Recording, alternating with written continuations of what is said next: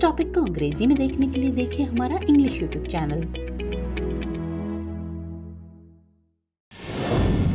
To the point के आज के एपिसोड में आपका स्वागत है। आज हम बात करेंगे भारी धातु प्रदूषण की। चलिए जानते हैं ये चर्चा में क्यों है।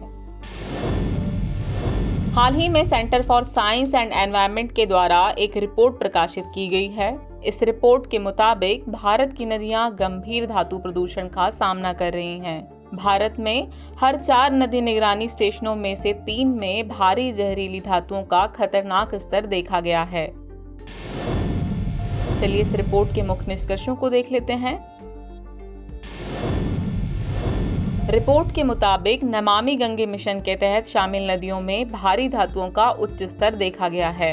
यह रिपोर्ट पर्यावरण विकास पर सार्वजनिक स्रोतों से प्राप्त डेटा का एक वार्षिक संकलन है। गंगा के 33 निगरानी स्टेशनों में से 10 में भारी धातु संदूषक का उच्च स्तर था। केंद्रीय प्रदूषण नियंत्रण बोर्ड के अनुसार 10 राज्य अपने सीवेज का उपचार नहीं करते हैं। वहीं भारत में 72% सीवेज अपशिष्ट को अनुपचारित ही छोड़ दिया जाता है। चलिए समझते हैं भारी धातु प्रदूषण दरअसल है क्या। भारी धातुओं को ऐसे तत्वों के रूप में परिभाषित किया जा सकता है जिसमें 20 से अधिक परमाणु क्रमांक हो, 5 ग्राम पर सेंटीमीटर क्यूब से अधिक परमाणु घनत्व हो, साथ ही धातु जैसी विशेषताएं हो। ऐसी धातुओं का उदाहरण के रूप में देखें तो इनमें शामिल है आर्सेनिक, कैडमियम, क्रोमियम, तांबा, सीसा, मैंगनीज, पारा, निकल, यूरेनियम आदि। भारी धातु प्रदूषण के कारणों की बात करें तो इनमें शामिल है कृषि एवं धातु उद्योग का तेज विकास, अनुचित अपशिष्ट प्रबंधन, उर्वरकों एवं कीटनाशकों का अधिक इस्तेमाल। कृषि जल अपवाह के माध्यम से भारी धातुएं नदी तक पहुंचती हैं। उद्योगों से सीधे नदी निकायों में अपशिष्ट जल को बहाए जाने से भारी धातु प्रदूषण गंभीर होता जा रहा है। भारी धातुओं में पौधों, जानवरों और पर्यावरण में लगातार बने रहने का गुण पाया जाता है। चलिए अब बात करते हैं भारी धातुओं के स्रोत के बारे में।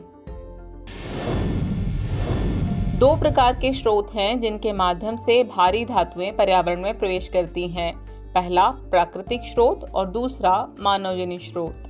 प्राकृतिक स्रोत को देखें तो भारी धातुएं पृथ्वी के क्रस्ट में प्राकृतिक रूप से मौजूद होती हैं। चट्टानें भारी धातुओं का प्राकृतिक स्रोत हैं। चट्टानों में भारी धातुएं खनिजों के रूप में पाई जाती हैं। उदाहरण के लिए आर्सेनिक, तांबा, सीसा आदि। वहीं मानवजनित स्रोत की बात करें तो इनमें शामिल है खनन एवं अन्य औद्योगिक गतिविधियां, घरेलू सीवेज और औद्योगिक अपशिष्ट जल का निर्वहन, रासायनिक उर्वरकों का उपयोग और जीवाश्म ईंधन का दहन। भारी धातुओं के परिणामों की बात करें तो पर्यावरण में प्रवेश करने वाली भारी धातुओं से जैव संचय और जैव आवर्धन हो सकता है। जैव संचय सभी स्रोतों जैसे जल, वायु और भोजन से किसी जीव में प्रदूषक का शुद्ध संचय है। वहीं जैव आवर्धन पानी और भोजन के संपर्क के परिणाम स्वरूप किसी जीव द्वारा रसायन का संचय है।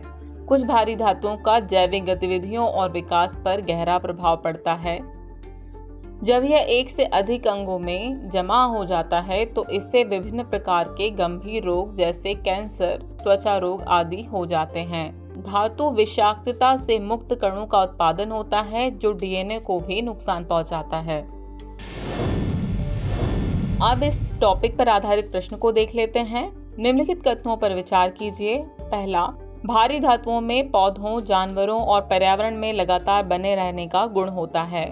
दूसरा, पर्यावरण में प्रवेश करने वाली भारी धातुओं से जैव संचय और जैव आवर्धन हो सकता है।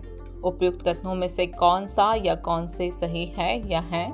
आपके ऑप्शन हैं केवल 1, केवल 2, 1 और 2 दोनों, या ना तो 1 और ना ही 2। इस प्रश्न का उत्तर कमेंट बॉक्स में देना ना भूलें। अपना ख्याल रखिए। Thank you.